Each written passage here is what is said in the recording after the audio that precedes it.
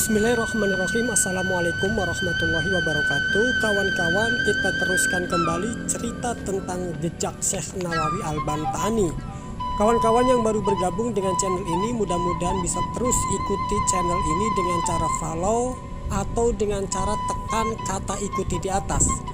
Kawan-kawan, sebelumnya sudah saya ceritakan bahwa Syekh Nawawi Al-Bantani pada akhirnya kembali ke Mekah karena di Banten, Syekh Nawawi sangat sulit sekali melawan daripada kungkungan penjajah Belanda.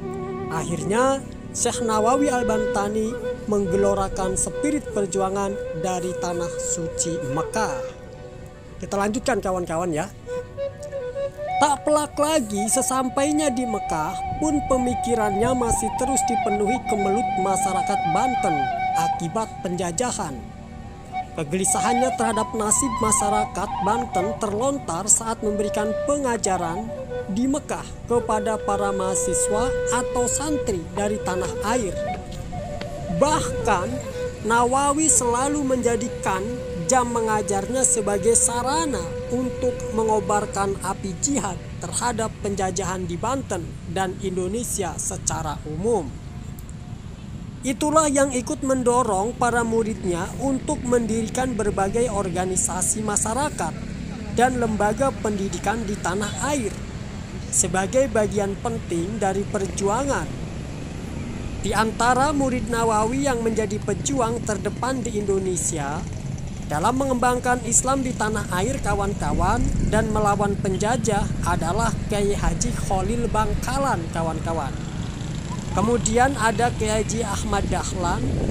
Kemudian ada Kiai Haji Hasyim Asy'ari dari Tebu Ireng kawan-kawan. Kemudian ada Kiai Haji Asnawi Kudus Jawa Tengah. Disusul dengan Kiai Haji Arsad Towil Banten. Kemudian ada Kiai Haji Najihun Tangerang. Kemudian ada Kiai Haji Tubagus Muhammad Asnawi Caringin kawan-kawan, yang juga sering banyak orang ziarah ke sana. Adanya ini di daerah Pandeglang sana ini kawan-kawan.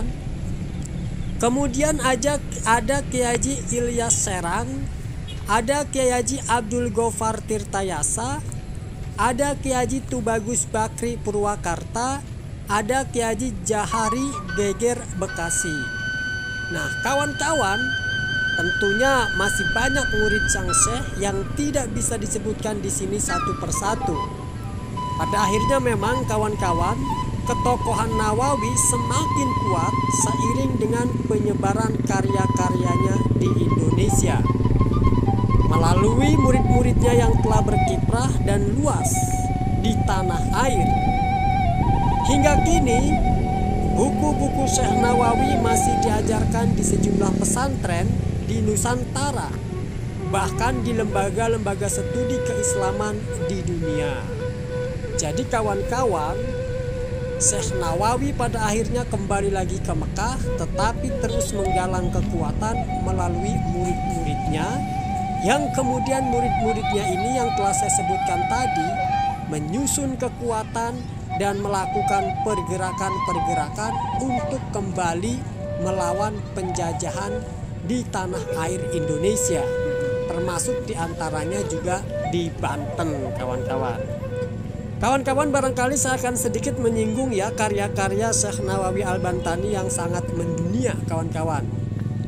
Jumlah buku yang ditulis Syekh Nawawi diperkirakan tidak kurang dari 115 judul kawan-kawan di berbagai bidang keilmuan Islam. Meliputi tauhid kawan-kawan, meliputi fikih, bahasa, tasawuf, tafsir, hadis dan lain-lain. Dari buku yang disebutkan tadi, beberapa yang masih terus dikaji sampai hari ini antara lain, pertama ada bidang tauhid kawan-kawan.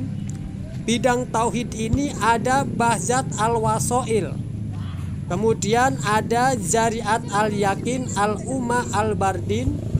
Kemudian ada Fathul Majid. Kemudian ada Hilyat Al-Sibyan. Kemudian ada Nur Al-Zalim, ulasan atas kitab Al-Aqidat Al-Awam.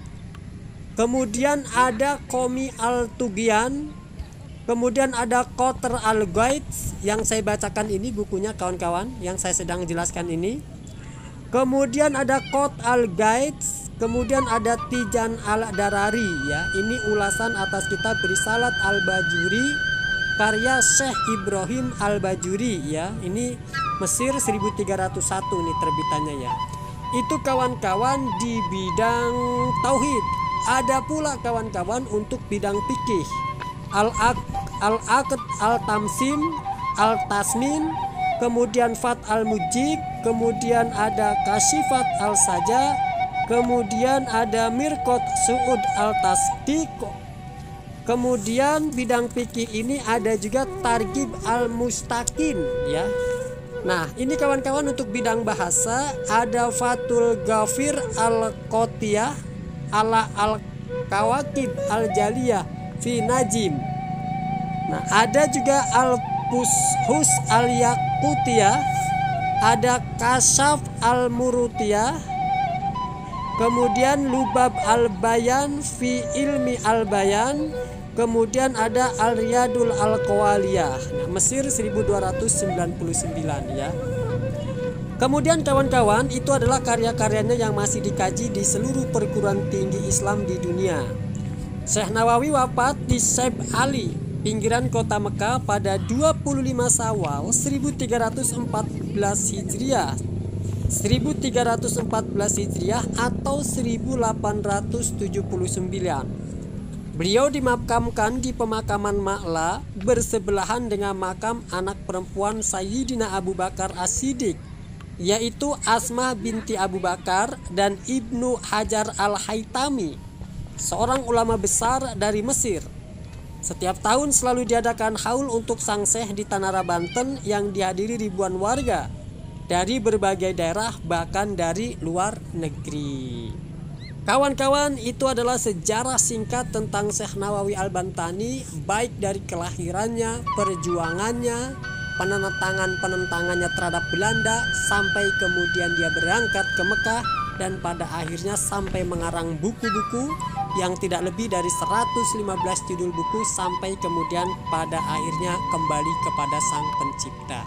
Mudah-mudahan perjuangan beliau, karya-karya beliau diterima oleh Allah Subhanahu wa Ta'ala, diangkatkan derajatnya oleh Allah, diampuni segala dosanya, dan dimasukkan ke dalam surganya Allah Subhanahu wa Ta'ala. Dan bagi kawan-kawan yang sempat menonton tayangan ini, mudah-mudahan bisa ikuti tayangan ini, dan kita doakan semoga keluarga sahabat yang pernah menonton ini, wabil khusus kepada keluarga sahabat, anak cucu, anak cicit daripada Syekh Nawawi Tanara, Banten, senantiasa diberkahi oleh Allah dan dijauhkan dari segala mara bahaya dan malapetaka. Dan mudah-mudahan bagi kawan-kawan yang juga sempat menonton tayangan ini diberikan kemurahan rezeki untuk berangkat umroh atau haji dan bisa datang langsung ke makam Syekh Nawawi Al-Bantani yang dimakamkan di Ma'la di Mekah. Itu yang dapat disampaikan. Ikuti terus channel ini, jangan lupa follow. Billahi taufiq wal hidayah. Wassalamualaikum warahmatullahi wabarakatuh.